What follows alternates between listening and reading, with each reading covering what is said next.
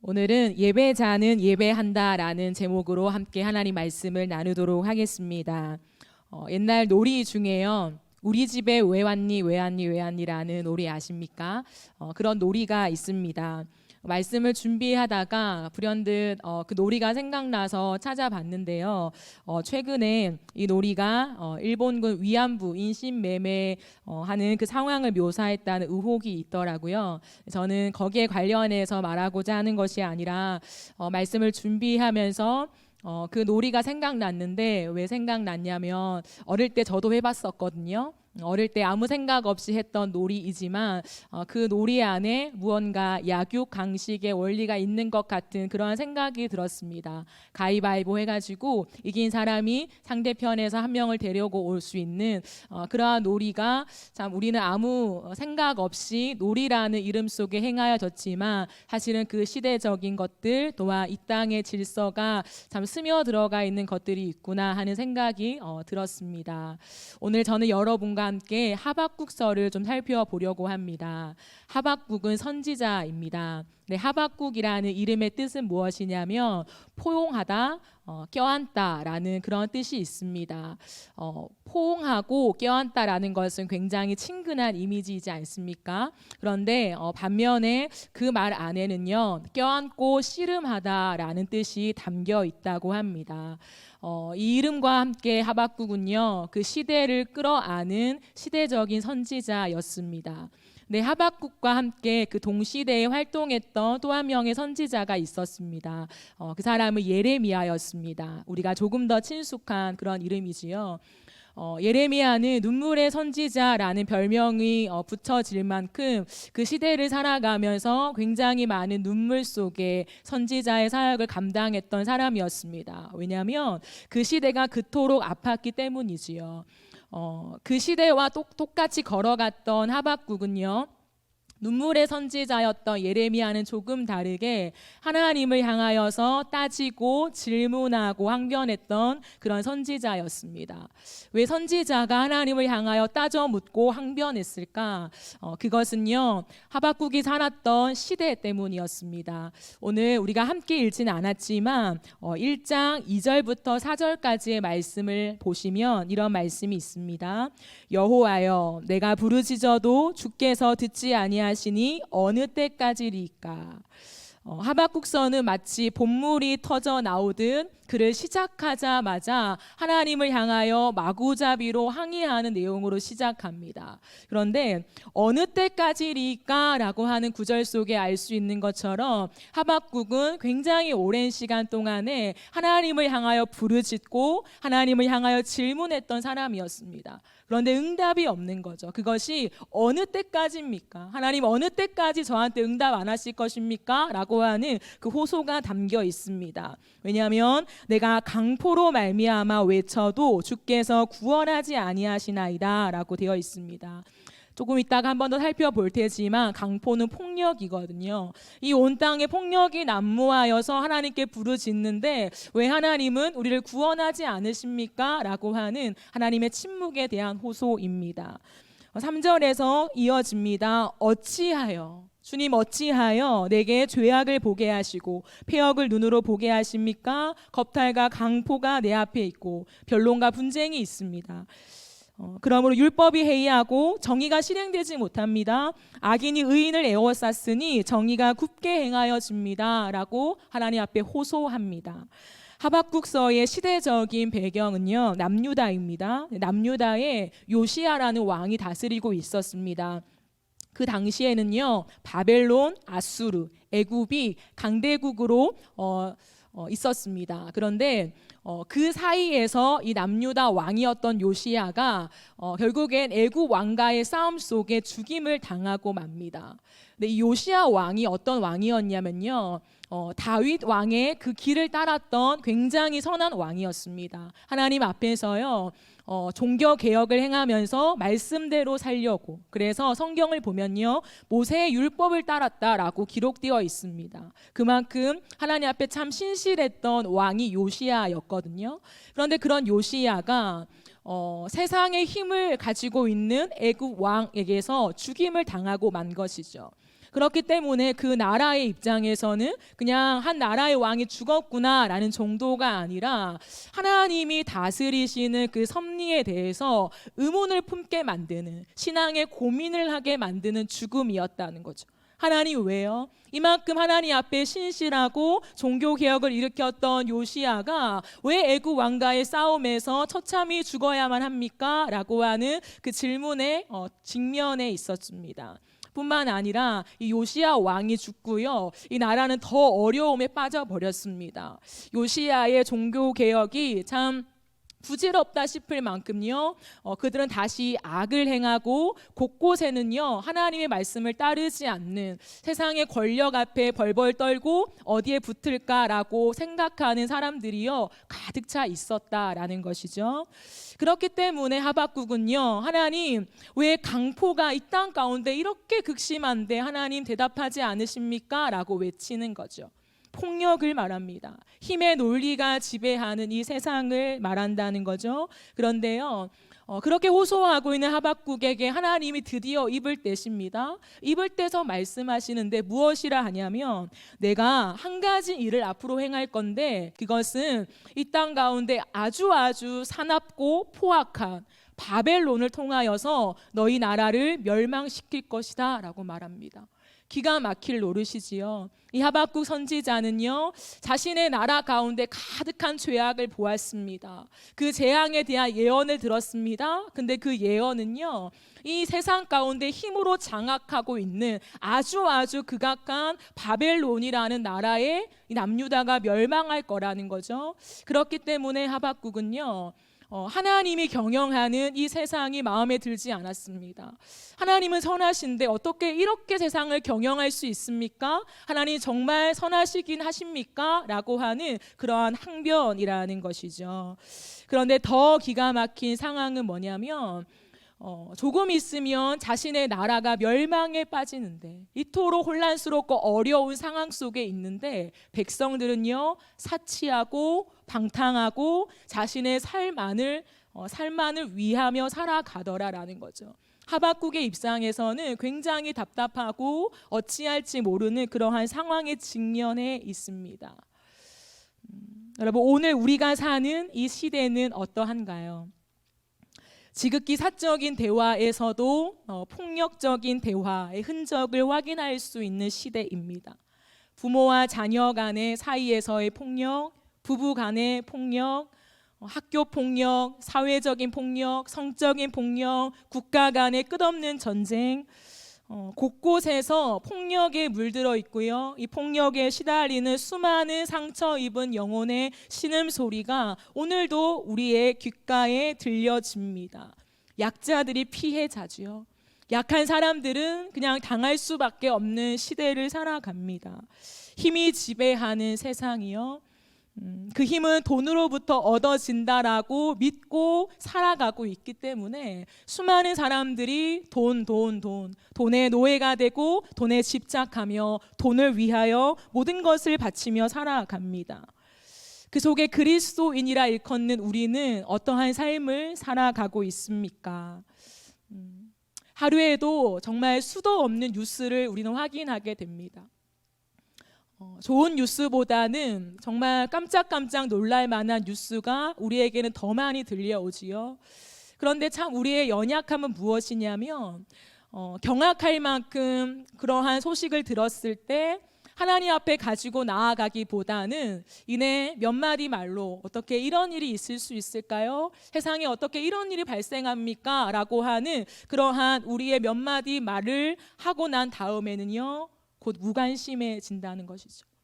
우리가 어찌할 수 없기 때문에, 그리고 내가 살아가야 할 내 삶이 빡빡하고 내 삶이 힘들고 내 삶을 세워나가기가 더 급급하기 때문에 우리는 세상에 정말 경악할 만한 뉴스가 들려와도 결국에는 무관심하며 우리의 일상을 아무렇지 않게 살아간다라는 것이죠. 그렇기 때문에 시대를 껴안고 고뇌하지 못한 그리스도인의 모습으로 살아가고 있는 것 같습니다. 그러나 하박국 선지자의 놀라운 태도는 무엇이냐면 시대를 껴안고요, 하나님 앞에서 집착하는 믿음을 보입니다. 2장 1절 말씀을 보면 내가 내 파수하는 곳에 서며 성루에 서리라 라고 합니다. 이것은요, 하박국이 파수꾼이었다는 의미는 아닙니다. 이거는 상징적인 의미, 비유적인 의미인데요, 하나님과 시대적인 상황 사이에 서 있는 그러한 하박국의 모습입니다. 이 하박국은요, 그곳에 서서 이렇게 말합니다. 그가 내게 무엇이라 말씀하실는지 기다리고 바라보며 나의 질문에 대하여 어떻게 대답하실는지 보리라 하였더니 라고 나와 있습니다. 하박국은요, 하나님으로부터 나올 말씀을 기다리고 있습니다. 그 말씀에 굉장히 집착하며 매달리고 있다라는 것입니다. 이 기다린다는 히브리어 동사는 막연한 기다림이 아니라요, 분명한 소망에 근거한 기다림을 말하고 있습니다. 하박국은 이토록 하나님 앞에 서서 이 시대의 아픔을 가지고 하나님이 과연 이 시대를 무엇이라 해석하고 있는지, 무엇이라 말씀하실는지 간절히 매달리며 집착하며 그 앞에 머물러 있다라는 것입니다. 여러분, 이 태도는요, 오늘날 우리가 다시 한번 우리의 모습을 돌아보게 하는 태도입니다. 수도 없이 들려지는 세상의 뉴스와 정보 속에 우리는 성루에 서야 한다는 것이죠. 그저 친한 사람들과 내 동료들과 이런 뉴스가 있습니다라고 말하는 것으로 끝나는 것이 아니라 내 기도하는 자리, 예배하는 자리, 과연 이러한 많은 안타까운 상황 속에 살아계신 하나님은, 오늘도 살아계신 하나님은 과연 무엇이라 말씀하실는지를 듣고자 하는 태도가 있어야 한다는 것이죠. 이런 태도로 주님 앞에 나아가는 하박국에게 하나님은 대답하십니다. 그런데 하나님이 말씀하시는 이 대답 속에서 하박국은요, 새로운 눈이 활짝 열리게 됩니다. 2장 3절 말씀을 보면 이 묵시를 기록하여 판에 명백히 새기되 달려가면서도 읽을 수 있게 하라라고 말합니다. 이것은 뛰어가면서 열심히 전파하라는 것입니다. 근데 이 묵시는 정한 때가 있나니 그 종말이 속히 이르겠고 결코 거짓되지 아니하리라. 비록 더딜지라도 기다리라. 지체하지 않고 반드시 응하리라 라고 합니다. 그러면 하나님께로부터 받은 이 묵시라는 것은 어떠한 의미일까요? 이것은 신약 성경으로 우리는 해석할 수 있습니다. 갈라디아서 4장 4절을 보면 이런 말씀이 있습니다. 때가 참에. 하박국에서는 이 묵시는 정한 때가 있다라고 밝히는데 갈라디아서 4장 4절에는 때가 참에, 그 다음에 하나님이 그 아들을 보내사 여자에게서 나게 하시고 라고 설명하고 있습니다. 뿐만 아니라 조금 더 이 하박국의 글과 닮은 것은 뭐냐면 히브리서인데요. 히브리서 10장 35절부터 39절을 보면 이러한 말씀이 있습니다. 제가 36절부터 한번 읽어보겠습니다. 너희에게 인내가 필요함은 너희가 하나님의 뜻을 행한 후에 약속하신 것을 받기 위함이라. 37절을 보시면 잠깐 후면 오실이가 오시리니 라고 말합니다. 하박국은요, 그 종말이 속히 이르겠고 라고 말하는데 히브리서에는 오시리가 오시리니 라고 표현합니다. 지체하지 아니하시리라 그러면서 하박국 2장 4절의 말씀을 인용한 말씀이 등장합니다. 나의 의인은 믿음으로 말미암아 살리라. 또한 뒤로 물러가면 내 마음이 그를 기뻐하지 아니하리라. 우리는 뒤로 물러가 멸망할 자가 아니요 오직 영혼을 구원함에 이르는 믿음을 가진 자니라 라고 말합니다. 즉 정리하면 이런 것입니다. 하박국은요, 성로에 올라가서 이 인간의 부패함, 무능함, 실패, 이 땅에 가득한 불의와 죄성, 그리고 이 시대적인 절망을 하나님께 마구마구 토해 놓으면서 하나님이 과연 이것을 향하여서 무엇이라 대답하실는지를 기다립니다.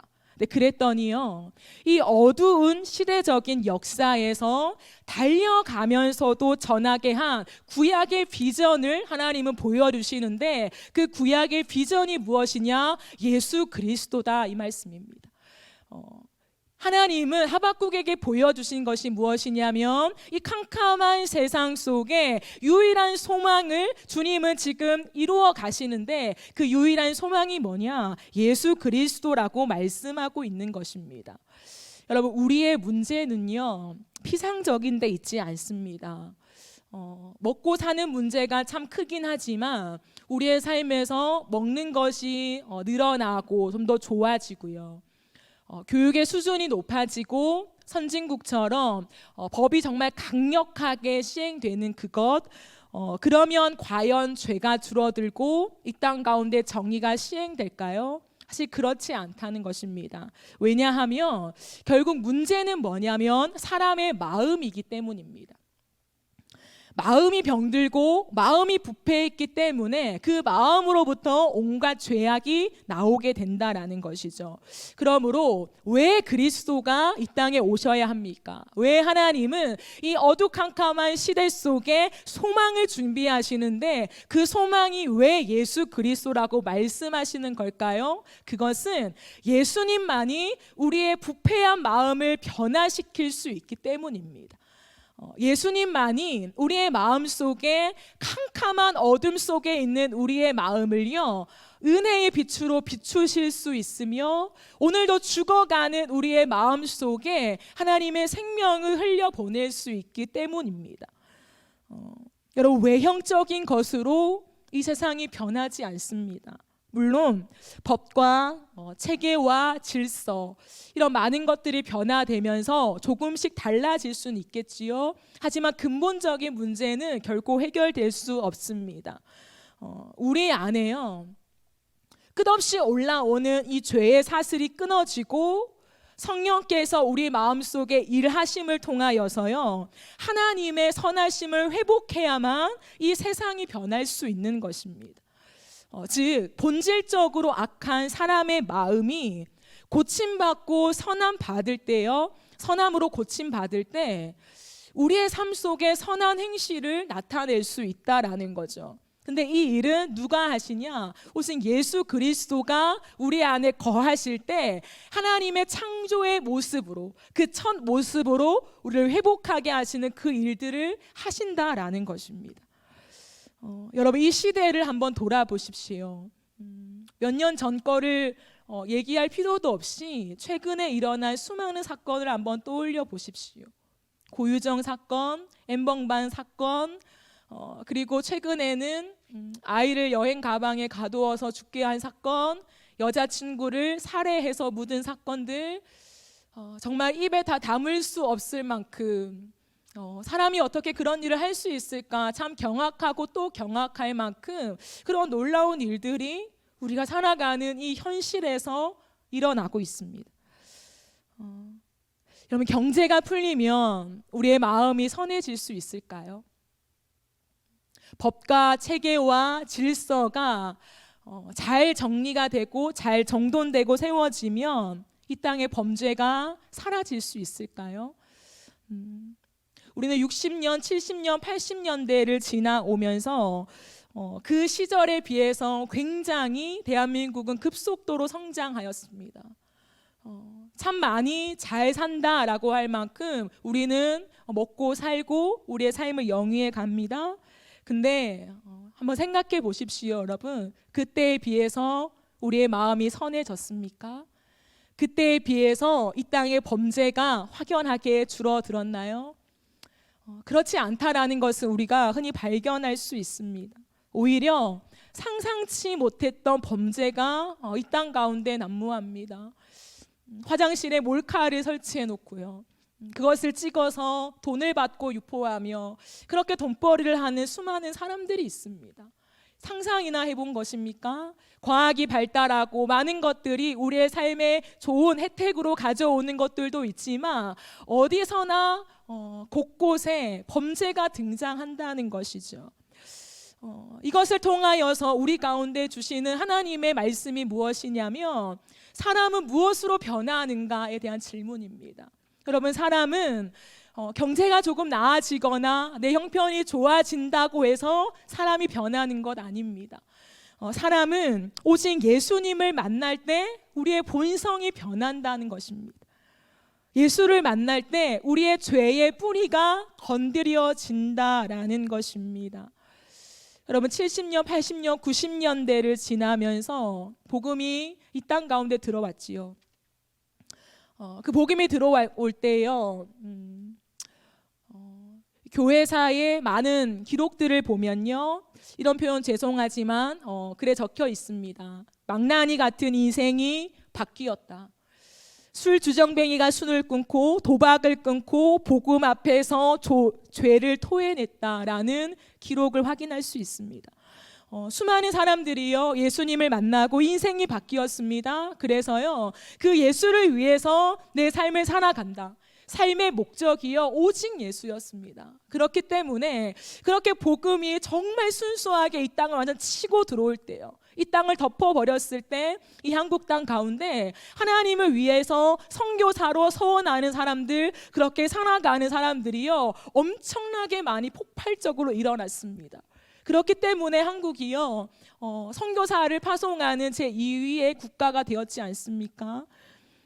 그들의 삶을 내어드리고 그들의 생명을 바쳐서 고백하였던 그 신앙 고백 때문에 오늘날 우리가 그 혜택을 받으며 이 한국교회가 이만큼 하나님의 많은 축복 속에 주님을 알고 있는 것 아니겠습니까? 오늘날 수많은 사람들도 하박국처럼 질문할지 모릅니다. 외형적인 것들을 바라보면서 하나님 왜요? 하나님 어찌하여? 하나님 이게 선하신 통치라고 할 수 있습니까? 하나님 정말 정의롭게 이 땅을 통치하는 건 맞으십니까? 라고 우리는 끝없이 하나님을 향하여 불신하며 질문하며 의문을 던질 수 있게 됩니다. 하지만 그것은 무엇이냐면 하나님이 일하시는 방법과 내가 생각하는 방법이 다르기 때문입니다. 우리가 생각하는 방법은 하나님이 이 땅 가운데 장악하셔서 법을 바꾸고 체계를 바꾸고 질서를 확 바꾸셔서 정말 하나님이 이 땅 가운데 악인들을 다 멸하시고 의인을 세우면서 하나님이 정말 선하게 통치하신다는 것을 보여주기를 기대합니다. 하지만 하나님의 방법은 그게 아니라는 거죠. 하나님의 방법은 무엇이냐면 이 땅이 죄악 때문에 정말 캄캄한 땅이 되었을 때, 아무 소망이 없이 시작한 이 땅 가운데서요, 하나님은 예수 그리스도를 통하여서 우리의 부패한 마음을 갈아엎으시면서 우리의 마음 속에 다시금 생명의 빛을 비추어서 우리의 삶에 조금씩 하나님의 선하심을 확장해 나아가는 것, 하나님을 보여주는 그 씨름을 끝없이 하고 살아가는 그것이 하나님이 원하시는 방법이라는 것입니다. 그렇기 때문에 하박국은요, 하나님 앞에서 하나님 왜요? 하나님 어찌하여? 라고 질문하다가 이 묵시를 밝히 알게 될 때에 하박국 그게 아니란다. 외형이 변화되어서 이 세상이 뒤집어지는 것이 아니라 조금씩 예수가 한 사람 한 사람 마음 가운데 거하여서 우리의 부패한 본성을 바꾸며 그 예수 때문에 인생이 변하며 그 예수 때문에 우리의 삶의 모든 목적이 변하는 그 한 사람 한 사람의 변화를 통하여서 하나님은 이 땅에 하나님의 때까지 그 나라를 확장시켜 가시는 그 하나님의 큰 경륜, 우리가 다 이해할 수 없지만 하나님은 오늘도 일하시는 그 경륜으로 이 땅을 다스리고 있단다라고 하는 그 묵시의 눈이 열릴 때에 하박국은 드디어 그의 기도가 바뀝니다. 3장 1절에서요, 시기 온옷에 맞춘 선지자 하박국의 기도라라고 합니다. 시기 온옷은 무엇이냐면 음악 장르를 나타내는 음악 기호입니다. 그런데 이 음악 기호는 어떤 거냐면 굉장히 빠르고요, 격렬한 그러한 리듬의 음악을 말합니다. 보통 히브리 음악은요 잔잔하고 낮습니다. 그런데 이 시기 온옷에 맞춘 노래는요 굉장히 빠르고 비트가 강하죠. 생각해 보십시오. 예루살렘 가운데 이제 멸망이 치닫습니다. 온 땅이 죄악 가운데 있습니다. 그러면 애가를 불러야지요. 여러분 흔히 애가는 슬플 때 여러분 어떤 노래 부르십니까? 빠른 노래 부르십니까? 느리고 조금은 단조의 느낌의 그런 노래를 부르십니까? 후자일 것입니다.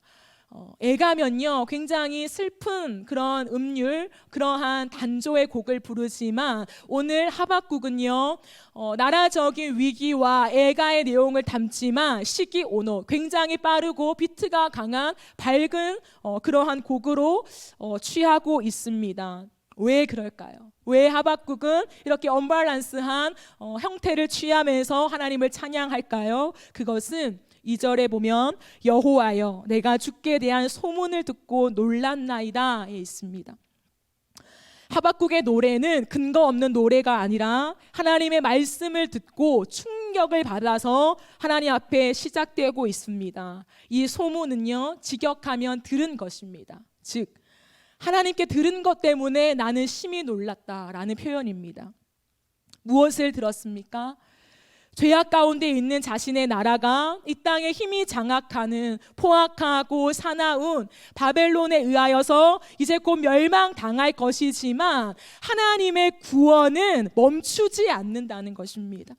하나님의 구원 역사는 곧 유다를 다시 회복시킬 것인데 나라의 회복뿐만 아니라 메시아가 이 땅에 오실 때 우리의 부패한 심령을 갈아엎으시며 인간 스스로 선함을 도출해낼 수 없는 그 완악함을 완전히 뒤집어 엎으셔서 하나님의 선함을 창조하게 하실 그 일들을 하나님은 준비하실 거라는 것이죠.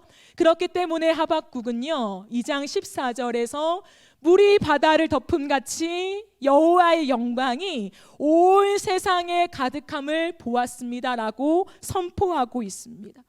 하박국은 이것을 들었습니다. 하나님이 묵시로 숨겨져 있지만 예수 그리스도를 준비하여서 부패한 인생들의 마음을 갈아엎으실 그 구원을 준비하고 있는 데에 눈이 뜨이면서 그는 드디어 부흥을 노래하게 됩니다. 여호와여 주는 주의 일을 이 수년 내에 부흥케 하옵소서. 이 수년 내에 주님의 일을 나타내시옵소서. 진노 중에라도 긍휼을 잊지 마옵소서. 주님 앞에 찬양합니다. 기도합니다. 여러분 하박국은요 부흥을 노래합니다. 부흥이 무엇일까요? 부흥은 교회 안에 교인 수가 늘어나는 게 부흥이 아닙니다. 부흥의 말은요 다시 살리다라는 뜻입니다.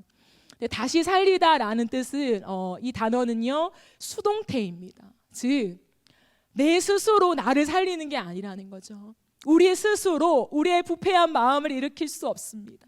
우리 스스로 우리의 끝없이 올라오는 죄악을 뒤집어서요 선함으로 다시금 살려낼 능력이 없습니다. 끝없이 부패하고 죄악투성이고 시기심과 욕심과 욕망 속에 허덕이는 우리의 인생입니다. 그런데 어떻게 부흥을 노래할 수 있는가? 이 부흥은 수동태인데 하나님이 하신다는 것입니다.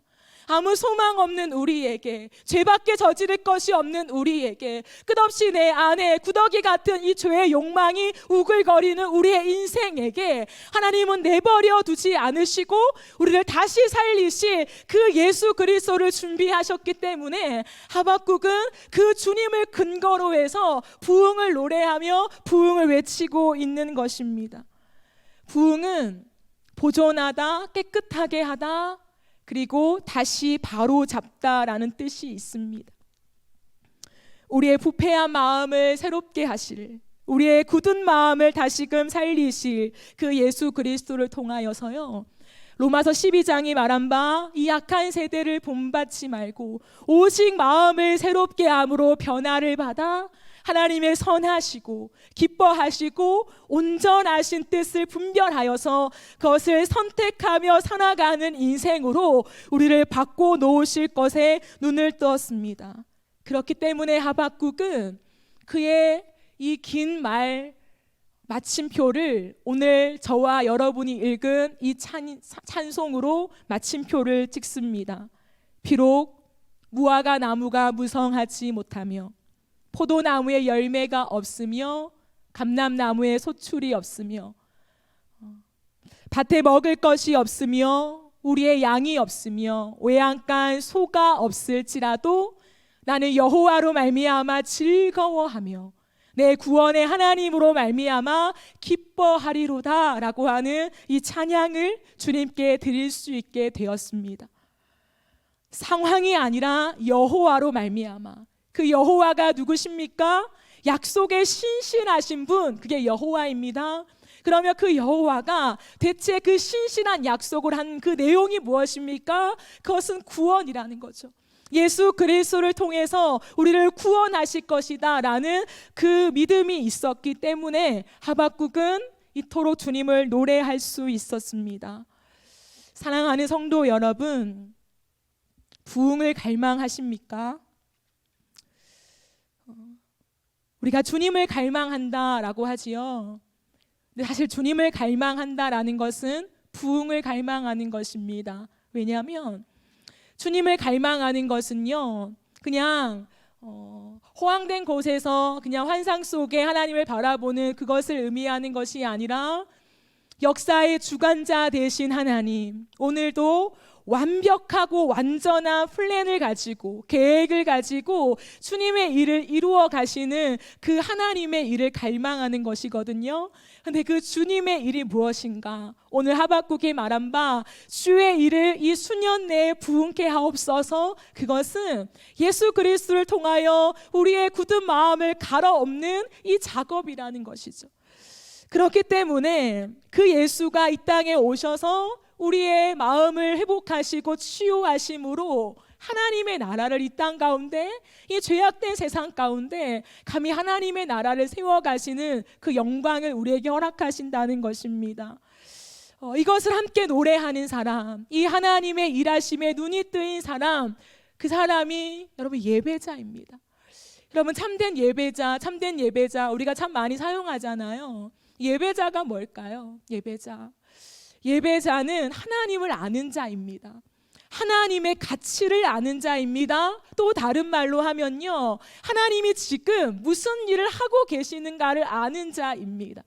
온통 세상이 깜깜하여서 하나님 도대체 일하고 계시기나 합니까? 하나님 정말 살아 계시기나 합니까? 라고 하나님 앞에 따져 묻고 싶은 상황 속에 거해 있지만요, 하나님이 눈에 보이지 않는 곳에서 쉬지 않고 일하시는 여호와 하나님이심을 믿고 그 하나님의 일하심을 선포하는 자, 그 사람이 예배자입니다. 그렇기 때문에 예배자는요, 어떤 상황에도 예배할 수밖에 없습니다. 하나님의 일하심에 눈이 떠 있기 때문에 세상이 캄캄하여도 하나님의 일하심이 내게 보여지고 느껴지고 가슴에 와닿기 때문에 그 하나님을 향해 노래하며, 예 하나님, 오늘도 보이지 않는 것 같지만 하나님은 일하고 계십니다. 예 하나님, 내 삶이 절망인 것 같지만 하나님은 소망이시기 때문에 절망을 절망대로 놔두지 않고 오늘도 소망으로 일하시는 여호와 하나님을 고백합니다. 주님을 찬양합니다. 이렇게 주님을 경배하며 걸어갈 수밖에 없는 자가 바로 예배자입니다. 사랑하는 여러분, 여러분의 가슴에 부흥에 대한 열망이 있으십니까? 여러분의 기도에 부흥을 향한 외침이 있으십니까? 여러분의 삶에 부흥을 위한 헌신이 있으십니까?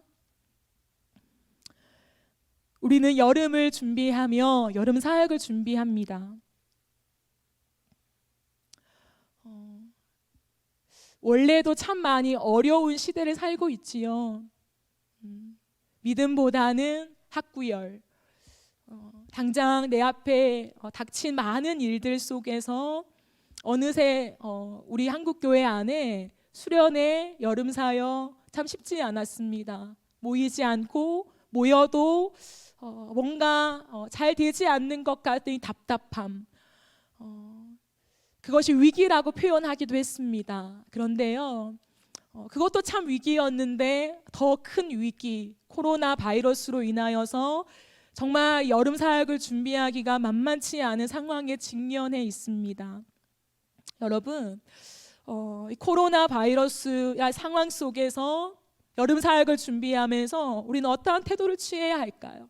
어떠한 사람들은 코로나 바이러스가 아직도 잠잠해지지 않고 종식되지 않는데 무슨 여름 사역이냐, 말도 안 된다, 그러니까 교회가 욕을 얻어먹는다라고 하는 입장이 있습니다. 또 한편으로는 그럼에도 불구하고 교회가 여름 사역을 해야 한다. 정말 이때까지 해왔는데 어떻게 안 할 수 있느냐라고 하면서 여름 사역을 해야 한다는 그러한 입장도 있습니다. 그럼 무엇이 옳은 걸까요?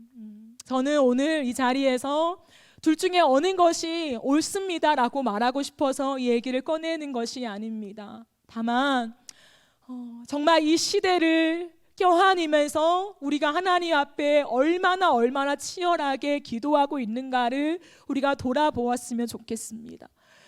상황이 그러니까 당연히 못하는 거지 라고 말한다면요, 그것도 옳지 않은 것입니다. 또한 우리가 이제껏 해왔고 당연히 여름 사역은 해야지 라고 하면서 무작정 밀어붙이는 것도요, 저는 건강하지 않다고 생각합니다. 어떠한 선택이요 옳고 어떠한 선택이 그르다라고 말할 수는 없습니다. 하지만 여러분, 정말 더없이 어려워지는 이 시대 속에 우리 아이들을 가슴에 넣으며 우리가 정말 다른 때보다 더 주님 앞에 눈물로 부르짖으며 하나님이 시대를 어찌하면 돕습니까? 하나님, 우리 아이들의 교육을 어찌하면 돕습니까? 라고 하는 하나님 앞에 절규가 있어야 합니다. 하나님 앞에 끊임없이 묻고 또 물으며 부족하지만 하나님의 완전하신 이 말씀 앞에 우리가 해석하기 위하여, 답을 얻기 위하여 또 엎드리고 또 말씀을 나누며 교사들이 모여서 또 기도하고 또 기도하는 그 과정이 없이요, 그냥 우리가 합리적인 생각 속에서 이것을 선택합니다 라고 말하는 것은요, 하나님 앞에 옳지 않습니다. 여러분, 이 시대는요, 예수님을 모르고 예수를 믿는 시대입니다. 무슨 말인지 아십니까?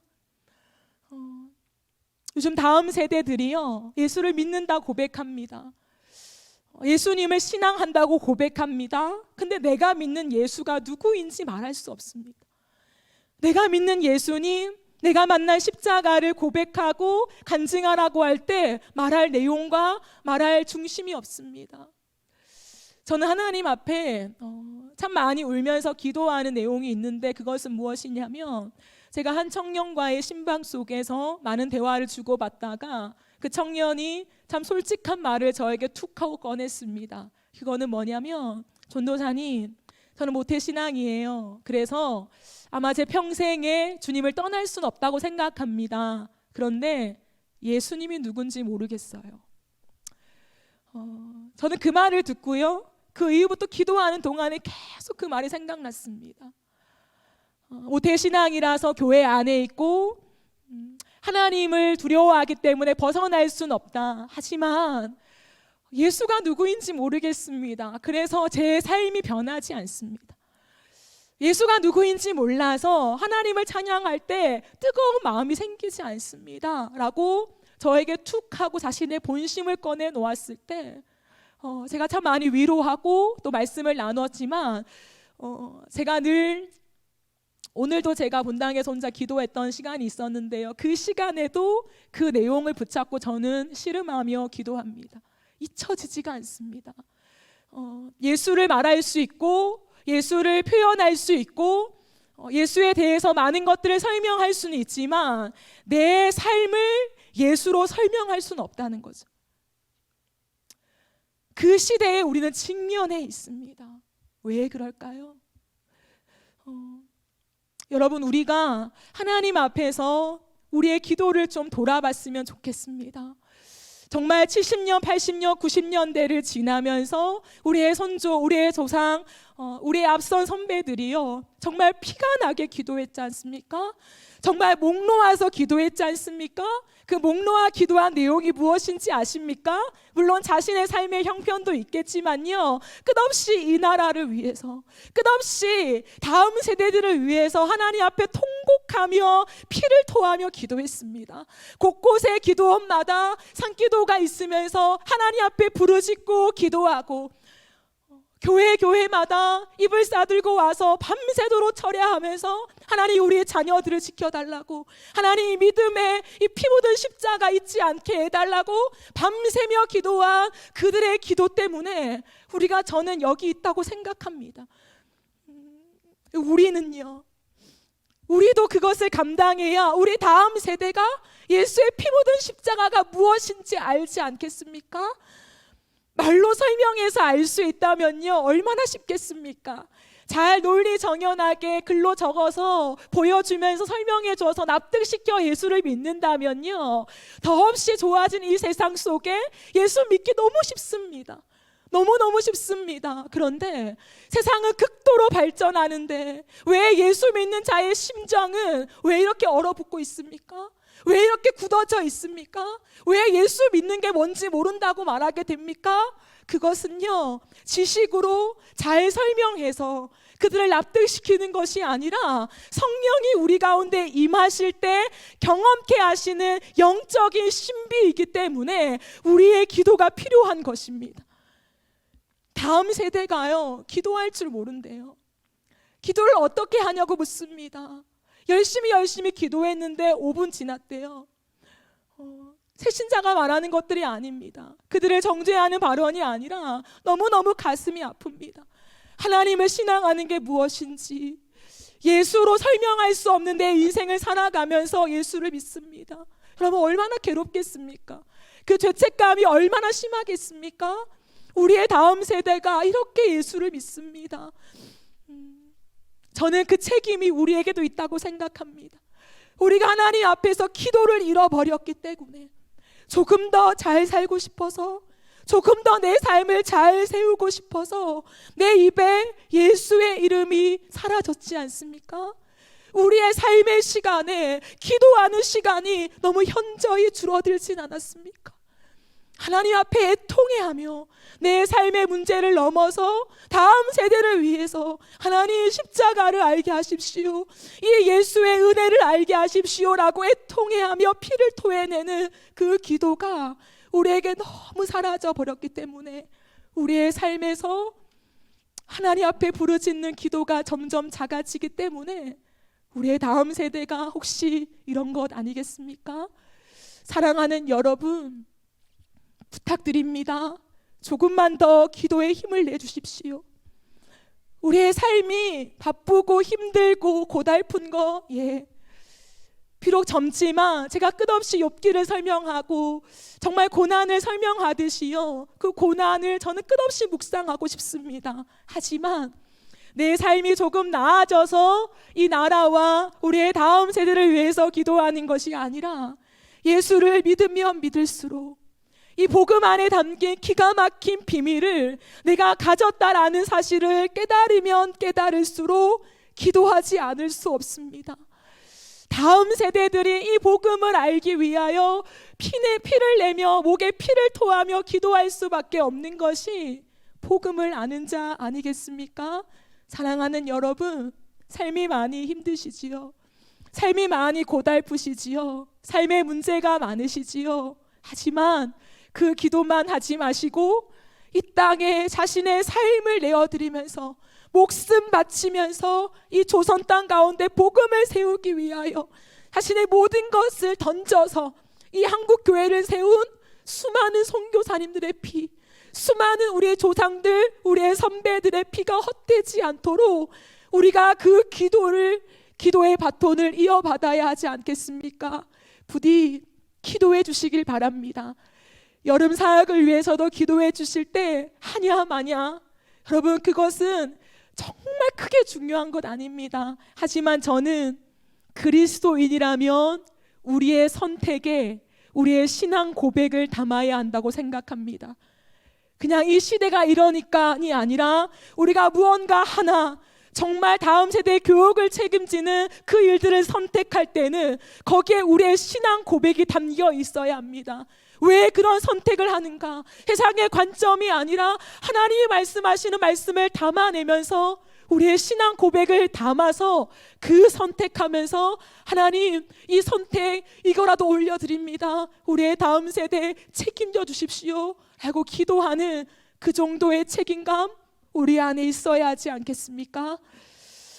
여러분, 하박국은 역사의 주관자 되신 하나님께서 오늘도 구원을 위해 일하고 계심을 확신했기에 그러기에 그는 마지막으로 이렇게 고백합니다.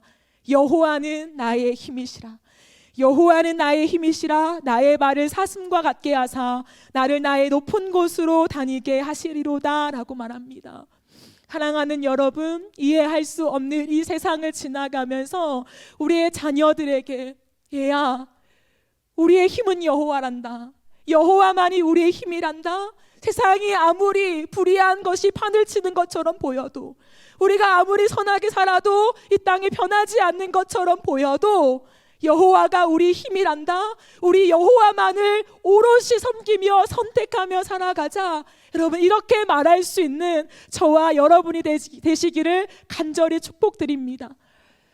하박국은 예배자였습니다. 그러기에 이 모든 것을 마무리하면서 이것은 지휘자에 따라서 내 수금에 맞춘 것이다 라고 하며 마침표 찍습니다. 하박국은 아마 레위인이었을 것이다 라고 추측하기도 합니다. 그러지 않으면 설명할 수 없는 음악적인 예배적인 것들이 참 많이 묻어나기 때문이지요. 하박국은 하나님 왜입니까? 라는 질문으로 시작했다가 그의 결론은 여호와는 나의 힘이시라. 하나님, 소망이 아무것도 없는 것 같아도 나는 구원의 하나님으로 기뻐하겠습니다 라고 하는 그 예배로 자신의 글을 마무리합니다. 무엇입니까? 그러기에 제가 오늘 설교 제목을 예배자는 예배한다 라고 정했습니다. 예배자는 어떠한 상황에도 하나님의 하나님 되심, 하나님은 구원의 하나님이시며 하나님은 오늘도 보이지 않는 것 같으나 예수 그리스도를 통하여 우리의 굳은 심령을 갈아엎으시면서 이 땅 가운데 소망이 없다라고 말하나 소망을 세워가시는, 이 땅에 아무것도 우리가 희망을 노래할 것이 없다라고 말하나 희망을 노래하게 만드는 그 예수 그리스도의 놀라운 역사를 오늘도 이루어 가시는 분이시기에 사랑하는 예배자 여러분, 하나님을 찬송합시다. 하나님을 예배합시다. 오직 기도하며 이 시대 속에 주의 일을 이 수년 내에 부흥케 해달라는 하박국의 기도가 저와 여러분의 눈물 속에 희망을 노래하는 그러한 기도의 외침이 되어지기를 간절히 바라고 소망합니다. 우리 이 시간 함께 기도하겠습니다. 들은 말씀